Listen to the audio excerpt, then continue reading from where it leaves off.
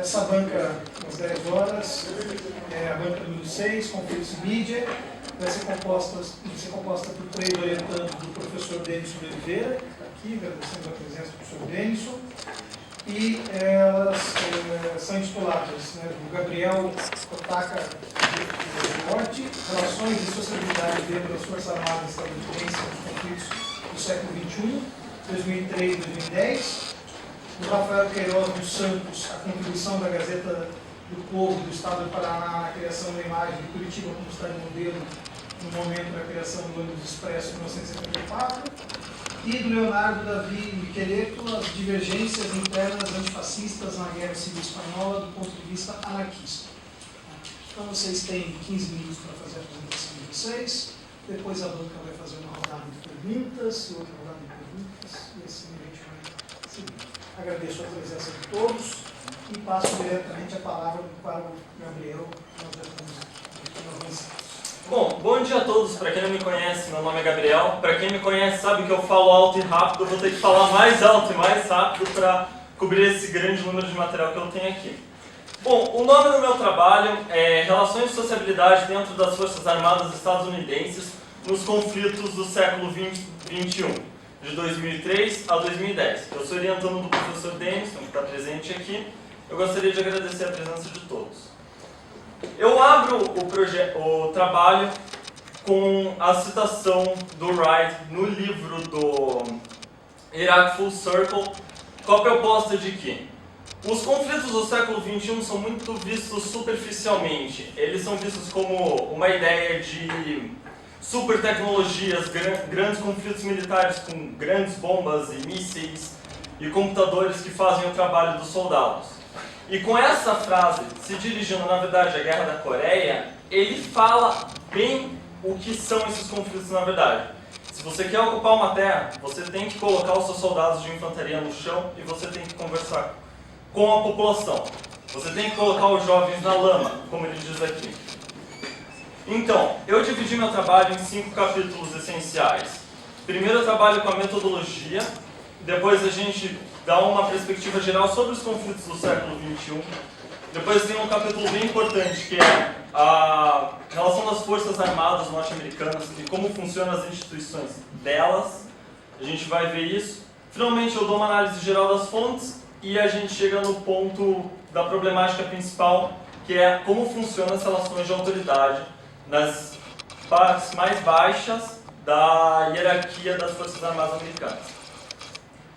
Dando a introdução, a proposta da nova história militar é se trabalhar com os conflitos, com a história militar, mas não tendo eles como ponto de chegada, mas sim como ponto de partida. Você pega as sociedades que vivem dentro desse ambiente militar, dentro dos conflitos, dentro das guerras, e vê como eles se relacionam. Para essa metodologia, eu fiz uso de 2 autores principais, é o Richard Holmes e o S.L.A. Marshall. O Richard Holmes ele faz um trabalho bem geral, trazendo conflitos desde o século XVIII até o século XX, fechando com a Guerra das Malvinas, que era mais recente na época. E ele vai trabalhar sempre expondo algumas fontes e trabalhando pontos específicos da relação dos soldados e como eles se relacionam com a guerra, principalmente com o terror, com a construção de relações entre a infantaria. E o S.L.A. Marshall, ele é um personagem importante no pós-Segunda Guerra Mundial. Ele vai fazer uma série de entrevistas e ele vai trazer a perspectiva do infante para um panorama geral sobre a Segunda Guerra Mundial. O que é importante sobre isso? O meu trabalho foi muito inspirado no trabalho do Holmes, só que em uma fatia menor. Eu vou pegar descrições de soldados de infantaria e eu vou ver como eles são impulsionados para a guerra, como eles fazem para se relacionar dentro dos conflitos, dessas situações de risco. Para entender isso, a primeira coisa que a gente precisa ver são os conflitos do século XXI. Todos nós vivemos esse período. A gente viu a guerra do Afeganistão surgir depois do ataque às Torres Gêmeas em 2001 e os conflitos da guerra ao terror se desvendando disso. E é interessante porque ela vai perdurar até os dias atuais. A guerra do Afeganistão, segundo os especialistas que estão trabalhando isso, dentro dos documentários bem comuns sobre isso, eles vão falar que ela não tem perspectiva de fim até 2015. E ela é uma guerra um tanto quanto confusa, porque ela vai ter várias mudanças de estratégia, várias mudanças de panorama. Ela começou com uma intervenção bem simples militar, eles colocaram apenas Special Forces do Army lá para cuidar das fronteiras e impedir a fuga dos talibãs e do pessoal da Al-Qaeda, e vai resultar hoje numa intervenção militar gigantesca, com mais de 130 mil soldados americanos em posições ao longo das fronteiras do Afeganistão com o Paquistão.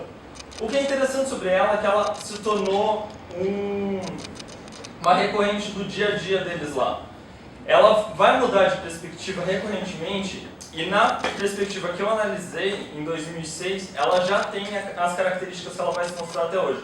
É uma guerra de guerrilha com um inimigo invisível, extremamente bem treinado e bem equipado, preparado contra as forças americanas.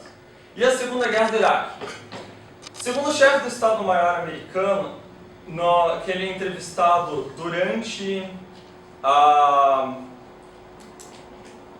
The Never Ending War, é um documentário sobre a guerra do Afeganistão, ele fala que a guerra do Iraque é o maior erro das forças armadas americanas no século XXI. Ela vai perdurar de 2003 até 2011 e ela vai ser caracterizada por três pedaços principais. O primeiro é a invasão do Iraque. É um período de grande otimismo em face à guerra, onde eles vão fazer uso de grandes tecnologias, vão chegar com grandes contingentes militares e vão dominar o Iraque em 3 semanas. O período que vem posterior a esse, e é o mais importante para essa pesquisa, é o primeiro período de contato com a ocupação. É quando as insurgências começam a se levantar contra o exército americano, contra os Marines e contra a Navy. Eu vou explicar mais sobre eles depois, mas a parte importante aqui é que essa é a parte terrível da guerra do Iraque. É aqui que a maior parte das mortes aconteceu. O período que veio depois desse tem como é bem caracterizado pelo Triângulo da Morte, que é uma região específica do Iraque que dá para ver nesse mapa, fica entre Mohammedia, Latufia e Yusufia. São 3 cidadezinhas minúsculas que deram terror para todos os soldados americanos que estavam naquela região. Sobre os conflitos, a parte mais importante a se caracterizar sobre os conflitos do século XXI é que todos são de insurgências. Você tem um grande exército super bem equipado, super tecnológico, que vai lutar contra pequenos contingentes de civis. O que revela para a pesquisa é que esse combate vai acontecer nas esferas mais baixas da infantaria. São esquadrões lutando contra pessoas na rua. Não são grandes batalhões se enfrentando em um campo aberto. São coisas do dia a dia. São todos os dias pequenas trocas de tiro acontecendo em lugares espalhados pelo Iraque e pelo Afeganistão. E é recorrentemente, todos os dias. O que tem um abalo muito grande no psicológico desses soldados. Portanto, a relação entre essas microsociedades, esses esquadrões de 9 até 35 soldados, são o foco da pesquisa e são o que mais chama toda nesses conflitos. A gente prossegue analisando as Forças Armadas norte-americanas. Elas tendem a criar um conflito, uma confusão burocrática muito grande para quem analisa elas e não tem um certo aprofundamento.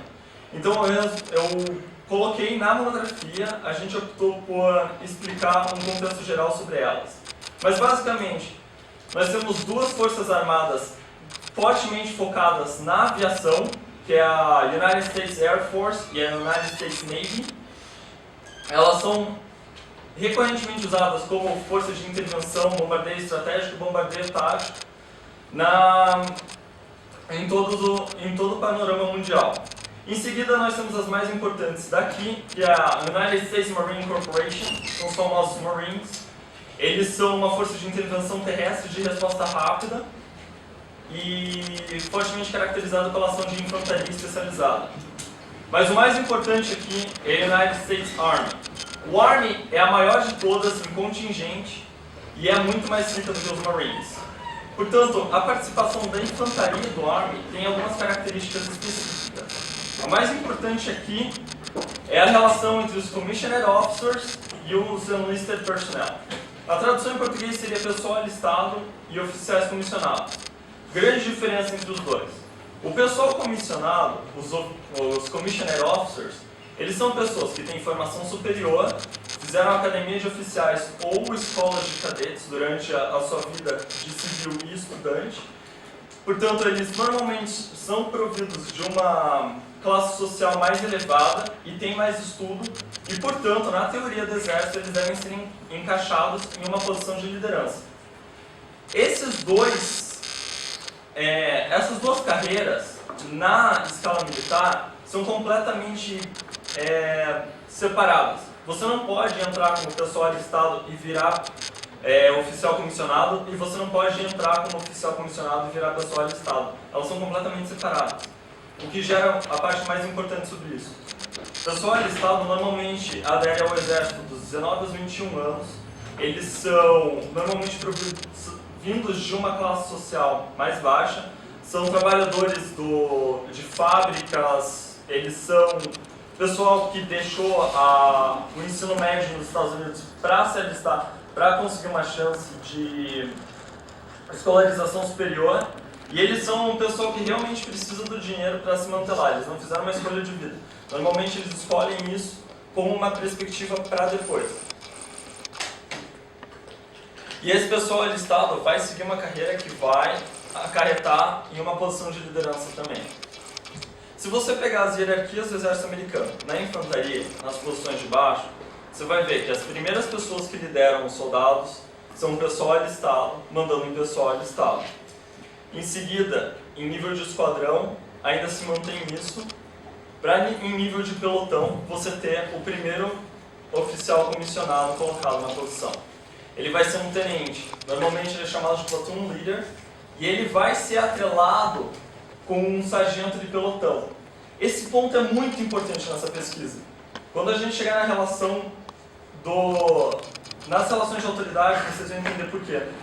Mas esse oficial não comissionado que vai ser colocado do pessoal alistado junto com o oficial comissionado, ele tem a intenção de guiar o oficial comissionado nas ações dele no dia a dia. Ele normalmente é alguém experiente, de 27 a 30 anos, que já tem experiência de combate, que já viveu os conflitos, já levou e deu tiro. Então, quando a gente chega na análise, as fontes, elas vão refletir exatamente isso. As duas fontes principais são House to House e Outlaw Platoon. House to House é a descrição de um oficial não comissionado, líder de um esquadrão de 9 pessoas durante a Batalha de Fallujah. Ele é um dos eventos mais quentes, mais representantes da guerra do Iraque, e é onde ele vai estar presente liderando seus soldados em cima desse panorama. O David Bellavia é uma pessoa extremamente depressiva com a guerra, extremamente crítica com relação a ela, que já perdeu fé em toda a relação da cadeia de comando dele. Ele não acredita nos seus oficiais superiores. Os únicos personagens que ele vai trazer e falar que ele se relaciona bem são os oficiais não comissionados, que já têm mais experiência, que é o exemplo do Falkenberg, que eu cito na minha monografia, que é um oficial de mais ou menos 40 anos, que já tem uma experiência militar gigantesca, e ele guia as pessoas através do seu exemplo pessoal. Ele sabe o que ele vai fazer e todo mundo vai seguir ele. Em Outlaw Platoon a gente tem o contraposto dele. A gente tem o Sean Parnell. O Sean Parnell é um tenente de 24 anos que foi mandado para a guerra do Afeganistão. Ele foi por opção, na verdade. Ele resolveu que a vida dele não fazia sentido na universidade e resolveu ir para lá. E ele vai procurar guia nos seus oficiais não comissionados para poder liderar o pelotão. Ele é relevante porque ele vai mostrar exatamente a proposta da pesquisa. Inicialmente a gente notou que a relação dos oficiais não comissionados com os oficiais comissionados nem sempre garantia a liderança dos oficiais comissionados. Nem sempre o oficial comissionado lidera o pelotão e leva eles para frente e consegue convencer os soldados de que eles têm que morrer por uma causa. Por isso eles às vezes se apoiam nos oficiais não comissionados. Mas isso é tudo resultado de uma relação pessoal. A parte culminante da pesquisa é que o título de tenente, a formação em uma academia oficial, formação superior não dá aos oficiais comissionados o direito em campo de liderar. Eles não têm autoridade simplesmente porque eles têm o título de tenente. Essa autoridade é adquirida através da sua relação com os seus subordinados. E essa relação é construída através de testes recorrentes, ela é construída através de exemplos de liderança e exemplos de como se deve portar em combate. Por isso é sempre necessário que eles se mostrem à frente dos seus soldados. Então eu concluo dizendo que a monografia ela teve um resultado satisfatório, ela desvendou grandemente a parte mais relevante, que foi essa relação dos oficiais não comissionados com os oficiais comissionados. E mais importante do que isso, ela mostrou que essa relação ela se estende não só entre esses dois níveis da hierarquia, mas ela vai se estender até nível de batalhão entre os oficiais comissionados. O tempo todo você tem essa relação de um oficial precisa se provar para o outro para manter a liderança em combate. As minhas referências estão presentes aqui, apenas as essenciais, né? E eu fecho com a frase do David Bellavia, porque ele mostra bem a perspectiva do que é estudar essa nova história militar. Certo? Bem.